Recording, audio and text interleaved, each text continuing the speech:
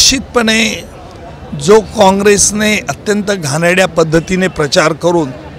आमच्या शहीदांचा अपमान करण्याचा जो प्रयत्न केला त्याला सडेतोड उत्तर देवेंद्रजी फडणवीस यांनी दिलेलं आहे। आणि फडणवीस साहेबांनी स्पष्टपणे सांगितलं की प्रधानमंत्री मोदीजींनी काय काय चांगल्या सुधारणा केल्या, गेल्या 10 वर्षामध्ये कुठेही आपल्या महाराष्ट्रात बॉम्बस्फोट किंवा अतिरेकी कारवाई होऊ शकलं नाही आणि एक भारताने त्याची एक साधारण असं वर्चस्व निर्माण केलेलं आहे।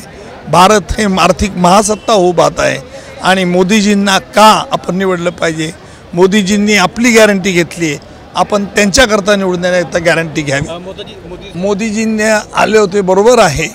मला भेटल्यानंतर तिथे 1 मिनिट जो थांबले,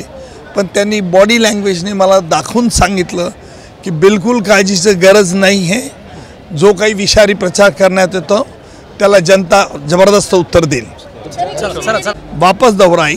कि मोदी सरकार को वोट यानी हमको वोट है और इसलिए मोदी सरकार को वोट देना ज़रूरी है क्योंकि हमारा देश एक आर्थिक महासत्ता बनना जा रहा है। आज या ठिकाणी आपल्या महायुतीचे उमेदवार पद्मश्री ॲडव्होकेट उज्ज्वल निकम साहेब यांच्या प्रचारार्थ जाहीर सभेचं आयोजन केलं होतं आणि या जाहीर सभेसाठी प्रमुख वक्ते म्हणून आपल्या महाराष्ट्र राज्याचे उपमुख्यमंत्री देवेंद्रजी फडणवीस साहेब या ठिकाणी उपस्थित होते आणि त्यांनी या सभेला अत्यंत चांगलं मार्गदर्शन केलेलं आहे आणि त्याचबरोबर आपल्या वसाहतीसाठी मी ज्या काही मागण्या केलेल्या आहेत त्याचीसुद्धा त्यांनी पूर्तता करण्याचा शब्द या ठिकाणी दिलेला आहे आणि त्यावेळी निश्चितच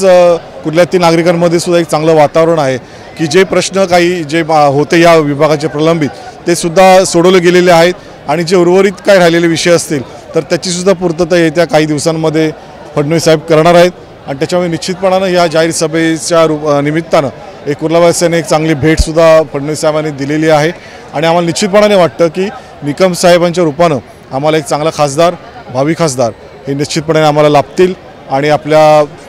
ते निकम साहेब खासदार झाल्यानंतर आपल्या निश्चितपणे तिसऱ्यांदा पुन्हा एकदा पंतप्रधान म्हणून नरेंद्रजी मोदी आम्हाला पुन्हा एकदा या देशाचं नेतृत्व करताना बघता रहेंगे। आज